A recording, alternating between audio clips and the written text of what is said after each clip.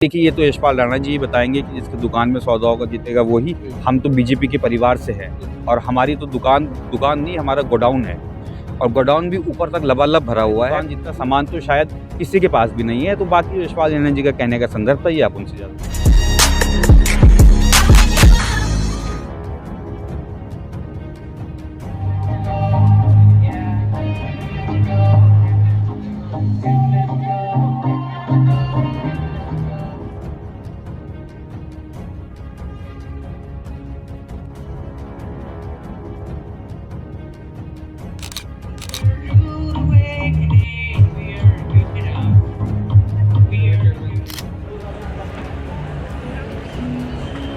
सभी सामने देखेंगे इधर सर। वेट। नाम से फ्रेशर्स पार्टी का हम लोगों ने आयोजन किया है। जो इस सत्र में बच्चों ने जिन्होंने एडमिशन लिया है उनकी एक तरीके की वेलकम पार्टी है, ताकि वो कॉलेज के एटमॉस्फेयर को जान पाएँ, कॉलेज से फेमिलियर हो पाएँ। और एक हमारा ये भी मानना है कि अगर केवल बच्चे पढ़ते ही रहेंगे तो उनका मानसिक डेवलपमेंट नहीं हो पाएगा।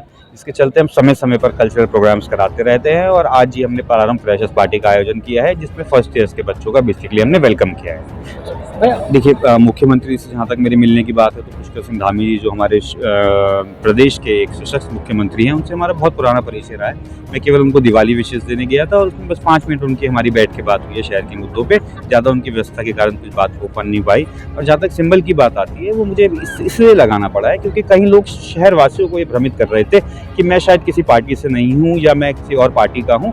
बट मैं फिर बार बार ये कहता आ रहा हूँ कि मैं 2002 से बीजेपी का झंडा उठाए चल रहा हूँ। बीजेपी मेरी माता समान है, बीजेपी मेरी पिता समान है।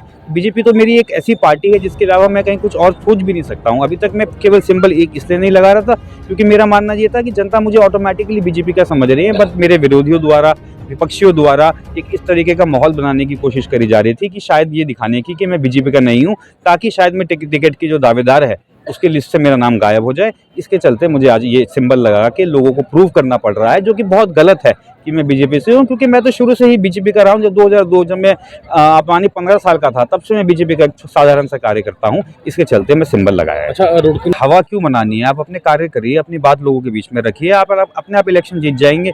इलेक्शन कभी भी हवा का इलेक्शन नहीं होना चाहिए। इलेक्शन होना चाहिए मुद्दों का, इलेक्शन होना चाहिए विकास का, इलेक्शन होना चाहिए कि अगर आप उस पद पर चुन के जाते हैं तो आप क्या करेंगे। ये आपकी जो बात है, ये आप चाहे देहात हो चाहे शहर हो, वहां तक पहुंचाने में सक्षम है। जनता आपकी बात समझ रही है तो आप निश्चित ही जीत पाएंगे। नहीं, देखिए, ये तो यशपाल राणा जी ही बताएंगे कि जिसकी दुकान में सौदा होगा जीतेगा वही। हम तो बीजेपी के परिवार से हैं और हमारी तो दुकान नहीं, हमारा गोडाउन है और गोडाउन भी ऊपर तक लबालब भरा हुआ है। पूरे विश्व की सबसे बड़ी पार्टी है हम। तो हमारी दुकान जितना सामान तो शायद किसी के पास भी नहीं है। तो बाकी यशपाल राणा जी का कहने का संदर्भ था, ये आप उनसे ज़्यादा पूछिए। बिल्कुल प्रबल दावेदारी में पार्टी से ठोक रहा हूँ। पार्टी के हाईकमान से मैं विनती करता हूँ कि टिकट मुझे एक बार मौका दिया जाए और मैं उनके जितने भी उनके जो मेरे से एक्सपेक्टेशंस होंगी उस पर खरा उतरूंगा, जनता की एक्सपेक्टेशंस पे खरा उतरूंगा। क्योंकि हम हवाई नेता नहीं हैं, हम जमीन से जुड़े हुए व्यक्ति हैं और सबकी रिस्पेक्ट करने वाले व्यक्ति हैं। तो हमें एक बार पार्टी मेरे पे विश्वास जताएगी तो मैं निश्चित ही जीत हासिल करके लाऊंगा। और अगर पार्टी मेरे पे विश्वास नहीं भी जताती है, किसी और को टिकट देती है, तो मेरा दायित्व है कि मैं उनको जिताऊं।